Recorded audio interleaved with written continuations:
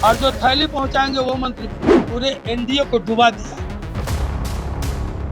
Tiger अभी जिंदा है, सिंह इज किंग।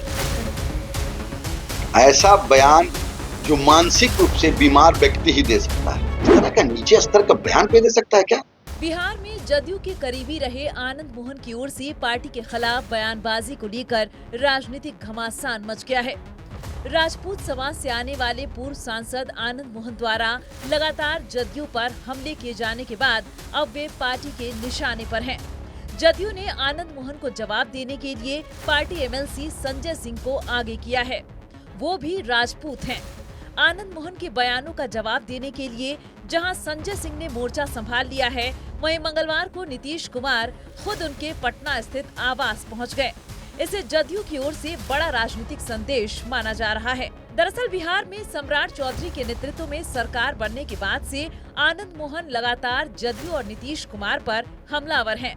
हालांकि उनकी पत्नी लवली आनंद और बेटे चेतन आनंद फिलहाल जदयू से सांसद और विधायक हैं।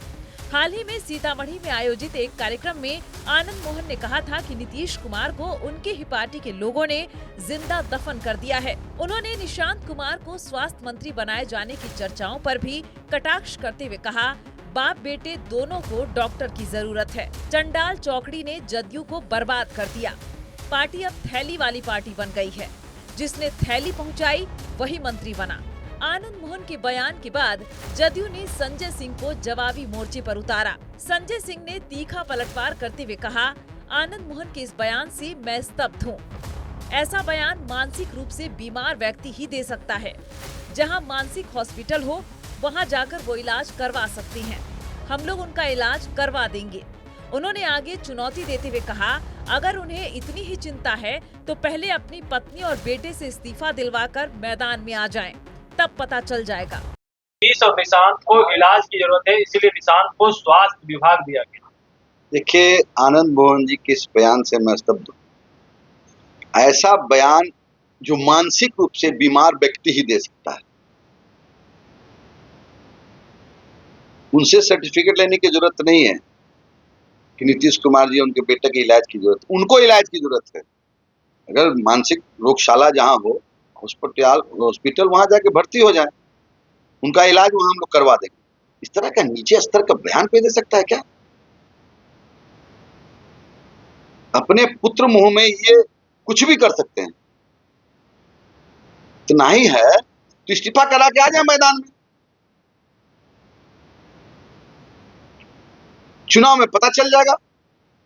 इस तरह का नीचे स्तर का बयान कोई मानसिक रूप से बीमार व्यक्ति दे सकता है। आपके क्या बीजेपी के कुछ एजेंट हैं जिन्होंने नीतीश कुमार को दबाव में लाकर राष्ट्रपति किया?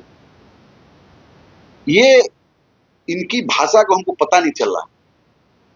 ये कभी कुछ बोल रहे हैं, कभी कुछ बोल रहे हैं कि थैली की राजनीति होती है, हैं? तो इस तरह का हम तो पहले ही एक लाइन बोल दिए हैं कि जो मानसिक रूप से बीमार वही इस तरह का भाषा का प्रयोग। जब टिकट लेना था बेटा और पत्नी का तो समय ठीक थे नीतीश जी। ये भी बोले कि जेठ सैनिक का सुरक्षा इसलिए दिया गया उनको बांध के रखा जाए। रोज घूमते हैं वो, सुबह शाम जाते हैं, लोगों से मिलते हैं। तो मानसिक रूप से बीमार व्यक्ति है क्या ये? आपको लगता है किसी को बांध के रखा जा रहा है? आपको लगता है सुबह में आपसे मुलाकात हुई, आए कि नहीं आए? उनको बांध के रखा जा रहा है क्या? इस तरह का भाषा का देखिए, ये पुत्र मोह में डिस्परेट हो गए हैं। समझ गए ना? और कोई बात नहीं है।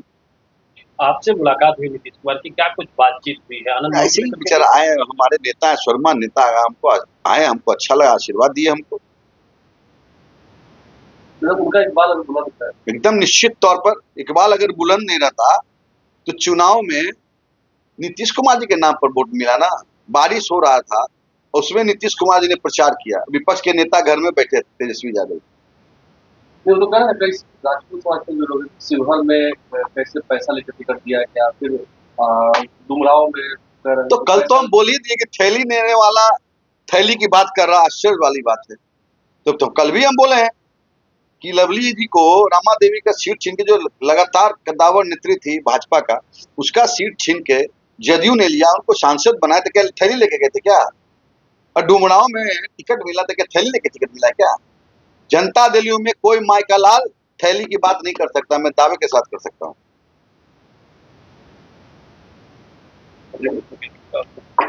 इधर आनंद मोहन की बयानबाजी के बीच नीतीश कुमार का अचानक संजय सिंह के घर पहुंचना राजनीतिक रूप से काफी अहम माना जा रहा है।